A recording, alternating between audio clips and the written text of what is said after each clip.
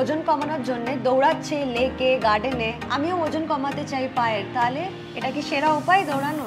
না, সেরা উপায় নয়। আমি তোমার প্রথমেই বলছি, কারণ হচ্ছে যে যতই ছুটে বেড়াও তোমার লক্ষ্যটা কি হচ্ছে? ক্যালোরি ঝরানো, হ্যাঁ, পাতলা হওয়া। হ্যাঁ, রিসার্চ দেখেছে যে এই যে আমরা এক্সারসাইজ করি ওজন নিয়ে, বিশেষ করে স্ট্রেংথ এক্সারসাইজ বলে, যেরকম ধরো স্কোয়াট করলে, লাঞ্জ করলে, এগুলোকে বলে স্ট্রেংথ এক্সারসাইজ। বিশেষ করে পায়ের মাসল, অনেক বড় বড় মাসল আছে, বড় মাসলকে মুভ করতে শরীরকে কি করতে হয়? অনেক বেশি এনার্জি খরচ করতে হয়। চলুন এবার দেখিয়ে দিই কোন কোন এক্সারসাইজগুলো করলে পরে ওজন কমতে সাহায্য করবে। পায়ের এক্সারসাইজ একদম সহজ সরল, একেবারে সহজ এক্সারসাইজ। এর নাম হচ্ছে লাঞ্জ। স্টেশনারি লাঞ্জ, মানে এক জায়গায় দাঁড়িয়ে লাঞ্জ করছে, হাতে দুটো ওজন আছে, আপনার সাধ্য মতো, মানে কন্ট্রোল করতে পারছেন এরম ওজন নিন, খুব ভারী ওজন নেওয়ার দরকার নেই।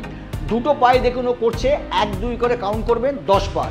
এবার পাটা চেঞ্জ করে নাও, পারফেক্ট, একেবারে টান টান শরীর এবং হাঁটুটা সামনে যাবে না। 10 বার, 10 বার হয়ে যাওয়ার পর একটু বিশ্রাম, 30 সেকেন্ড মতো, 3টে সেট করবেন। Simple and easy stationery lounge. এটা হচ্ছে পায়ের জোর বাড়ানোর আরেকটা এক্সারসাইজ, নাম হচ্ছে স্টেপ আপ। স্টেপ আপ মানে হচ্ছে এরকম একটা বক্স থাকতে হবে, এরকম ধরুন 1 ফুট উঁচু হতে পারে, 1.5 ফুট উঁচু হতে পারে, আর না থাকলে পরে বাড়ির সিঁড়িতে। ওর হাতে রয়েছে দুটো ওজন, আপনি জলের বোতল ইউজ করতে পারেন, ধরুন 2 লিটার মানে হচ্ছে 2 কেজি। ডান পায়ে হবে 10 বার, এবার পাটা বদলে নাও, বাঁ পায়ে হবে 10 বার।